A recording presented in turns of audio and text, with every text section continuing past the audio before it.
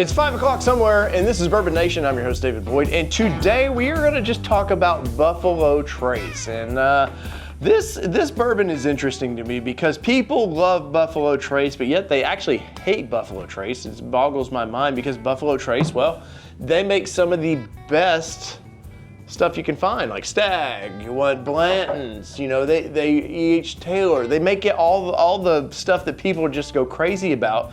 And in some states, people act like Buffalo Trace is an allocated product they just can't get. I can find it here in Tennessee about anywhere I really want to. If I really want to find it, I can find it. And I do enjoy going to visit Buffalo Trace because I love old buildings and I love the history of this place. And it's really cool to me. Now, as far as a bourbon goes, you know, this is not something that's going to knock your socks off. It's a 90 proof, so it's pretty easy to drink. It's you know, their particular mash build for this, and well, I find it to be a good bourbon.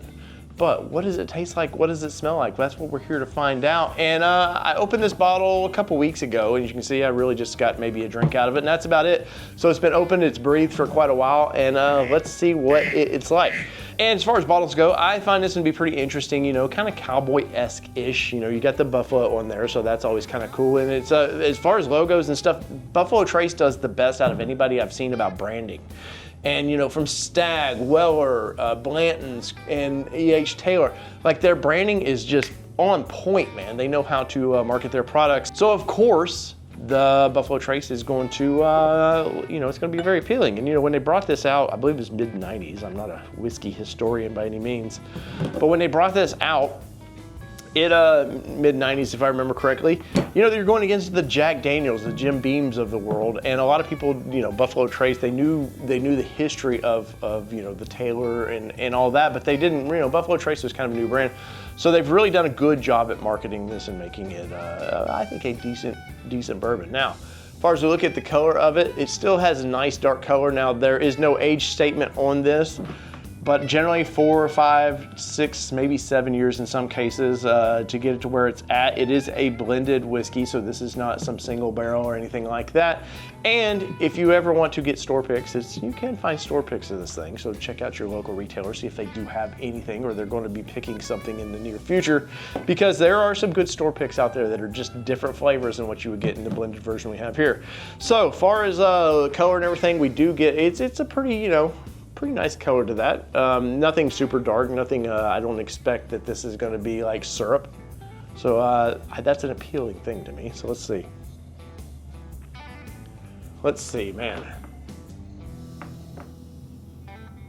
I'm getting just a hint of grape for me. Just a hint of grape. Heavy ethanol on this one for some reason. Maybe just a little cinnamon to it. But how does it taste? When we come down to it, you know, especially if you're watching my channel, you're probably somebody new to bourbon. That's, you know, a bottle like this is gonna cost you, retails about $27. I've seen these bottles like this go for 60 bucks. It's not worth 60 bucks by any means to me. But if you wanna pay retail or maybe $35, it's definitely worth it. But how does it taste? Definitely pretty oaky. You know, it's a short build time on this. You know, like I said earlier, 4 to 7 years, something like that. Definitely, it's pretty oaky for that short time period. It's fairly light on the tongue, so it doesn't just caramelize and sit on there and just really, you know, just sit on your tongue that much. Easy on the palate, and I think that's why Buffalo Trace is pretty popular. It's really easy on the palate. Now, you know, I drink my Buffalo Trace neat. It is definitely worth it if you want to do mixed drinks, cocktails, stuff like that. This would definitely be something that I think you would definitely want to use. And you know, maybe you don't want to use your more expensive bourbons on a cocktail. Definitely Buffalo Trace, something like this is definitely the way to go. Of course, it's only 90 proof. So it's easy on the palate. Now they get, you know, in the Blantons and stuff, you start getting up into the proof a little bit. And the Stag, my Stag right now, this one's at 128.9. And if you want to go up proof, definitely Buffalo Trace makes something for you. But ultimately, this is a decent bourbon to me, just on its own. 27, like I said, retails like $26, $27. That's an easy price to pay if you want a nice bottle that's going to definitely take you through the weekend.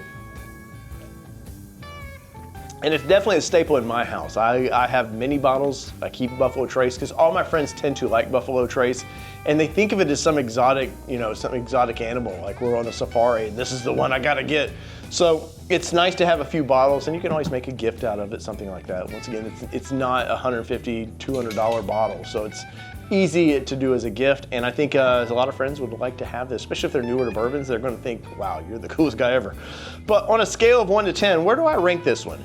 This is a tough one for me because this is a good daily for me. Especially if I don't want something to blow my mind that night. Maybe I just want a good flavorful bourbon.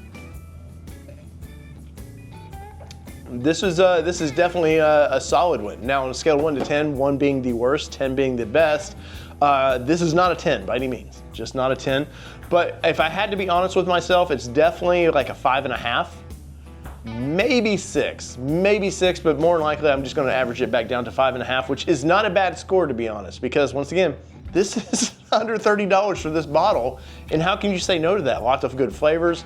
If you're new to bourbon, there's lots of good oak flavors to this, and I think, ultimately, you're gonna like this, especially if you wanna, maybe bring it down just a touch, throw a big ice cube in it, enjoy it, watch TV, whatever. I think this is definitely a good bourbon if you're new to bourbons to wanna try. So, in the comments below, where are you at with Buffalo Trace? It gets a lot of hate. I don't know why, because everybody else loves their other builds.